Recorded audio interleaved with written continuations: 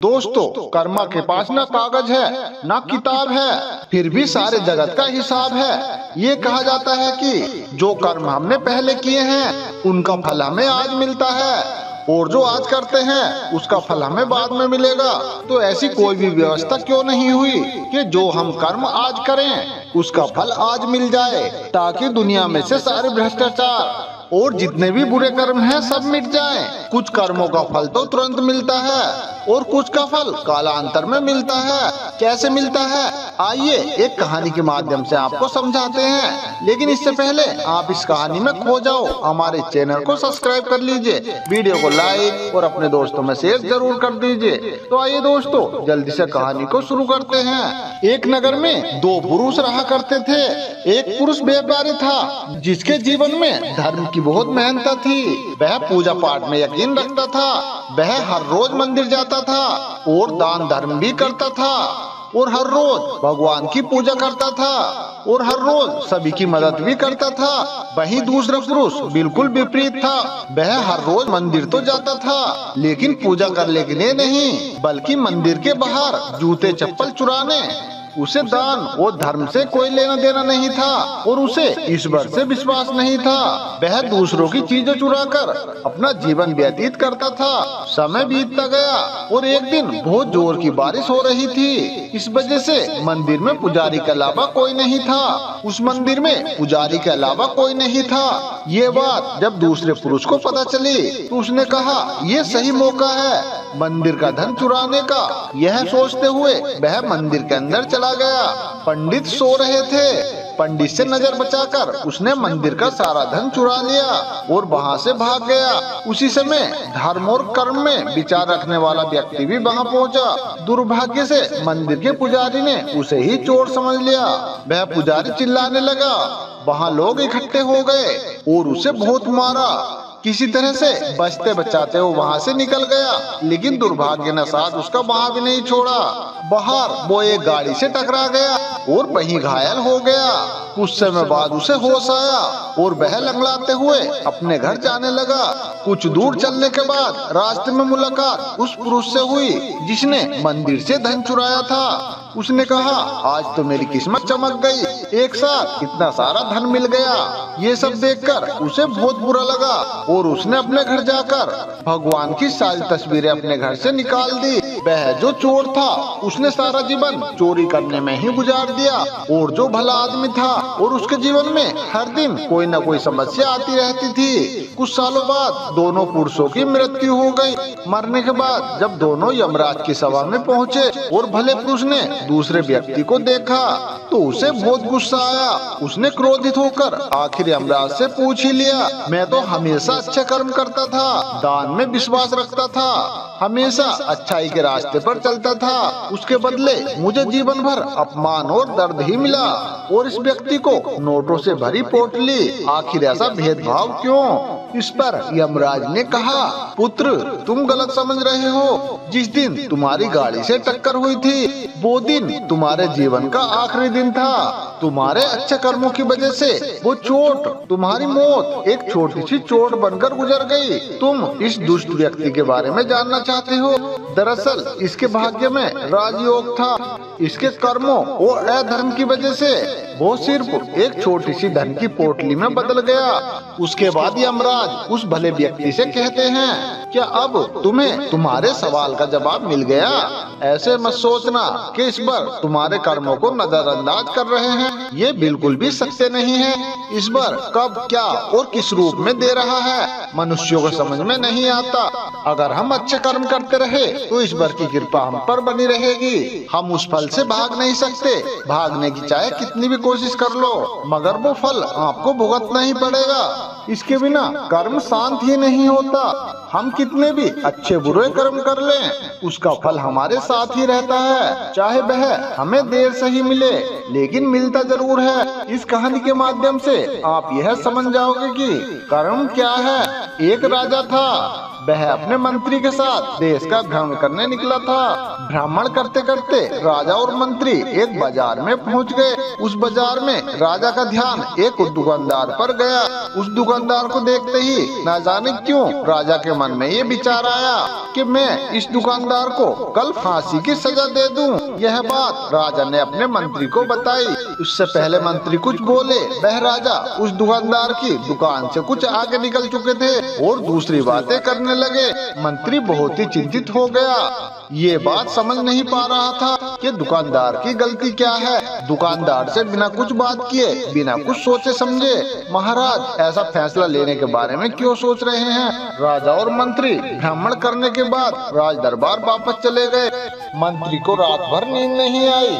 सुबह जागने के बाद मंत्री एक साधारण प्रजा का रूप बनाकर उस दुकानदार के पास गया और उस दुकानदार से पूछा, तुम क्या बेचते हो? दुकानदार ने जवाब दिया, मैं चंदन की लकड़ी बेचता हूँ। फिर उस मंत्री ने आसपास के लोगों से दुकान वाले के बारे में पूछना शुरू किया। सबने जवाब दिया, यह दुकानदार किसी बोलता नहीं है, यह हमेशा दुखी रहता है। मंत्री को बात समझ में आ गई। मंत्री फिर वापस दुकानदार के पास गया और उस दुकानदार से पूछा, तुम दुखी क्यों रहते हो? क्योंकि मेरी दुकान पर लोग आते हैं, चंदन की लकड़ियाँ सूंघते हैं और बोलते हैं बहुत ही सुंदर है, बहुत ही अच्छी महक है, लेकिन उन्हें कोई खरीदता नहीं है, इसलिए मैं बहुत दुखी रहता हूँ। मंत्री उस दुकानदार की बात सुनकर खुद भी भावुक हो गया। दुकानदार ने मंत्री से कहा, कोई भी दुकानदार भला दुखी क्यों न हो अगर उसकी दुकान का कोई भी सामान खरीदा न जाए, जबकि सामान में कोई कमी न हो। वह मंत्री सोचने लगा कि यह दुकानदार अपने दुखों के वजह से इतना दुखी रहता है, परंतु राजा इस दुकानदार को फांसी पर क्यों लटकाना चाहते हैं। अर्थात राजा के मन में आए हुए विचार का उत्तर अभी तक मंत्री को नहीं मिला। मंत्री ने फिर दुकानदार से पूछा, अरे भाई तुम क्या करोगे अगर तुम्हारी लकड़ी सारी की सारी ऐसे ही रखी रह जाए, तो तुम क्या करोगे? वह दुकानदार गुस्से के भाव में बोला, हाँ मैं जानता हूँ, मेरी चंदन की लकड़ियाँ ऐसे ही रखी रह जाएंगी, कोई नहीं खरीदेगा, इसलिए मैं सोचता हूँ हमारे नगर का राजा जल्दी से मर जाए। अगर वो जल्दी से मर जाता है तो मैं उस राज दरबार में उस राजा के अंतिम दहन के लिए ये चंदन की लकड़ी देता, इससे मुझे कुछ पैसे मिल जाते और इस बाजार के अलावा बाकी लोगों को भी मेरी चंदन की लकड़ियों के बारे में पता चलता, तो कुछ न कुछ लोग मेरी दुकान पर जरूर आते और मेरी चंदन की लकड़ी जरूर खरीदते। मंत्री उस दुकानदार की बात को सुनकर सब कुछ समझ गया और उसके मन में एक विचार आया। उस मंत्री ने उस दुकानदार से चंदन की कुछ लकड़ियाँ खरीदी। इस खरीदारी से उस दुकानदार को थोड़े से पैसे भी मिल गए और वह थोड़ा खुश भी हो गया। मंत्री चंदन की लकड़ी को लेकर वापस राज दरबार चला आया। राज दरबार पहुंचकर मंत्री ने उस चंदन की लकड़ी को राजा के समक्ष रख दिया और बोला कि हे राजन, ये चंदन की लकड़ियाँ उसी दुकानदार ने आपको भेंट किया है जिस दुकानदार को आप फांसी देने के लिए सोच रहे थे। राजा उन चंदन की लकड़ियों को सूंघने के बाद बहुत ही प्रसन्न हुए। उन्होंने कहा, यह चंदन की लकड़ियाँ बहुत ही ज्यादा खुशबूदार हैं। उस दुकानदार की भेंट से राजा बहुत ही खुश हुए और उस आदमी को कुछ स्वर्ण मुद्राएं दी और बोले कि जाओ उस दुकानदार को ये सोने की मुद्राएं देना और बोलना, आज के बाद मुझे कभी भी चंदन की लकड़ी की जरूरत पड़ेगी तब तुम्हारी दुकान से ही चंदन की लकड़ियाँ ली जाएंगी।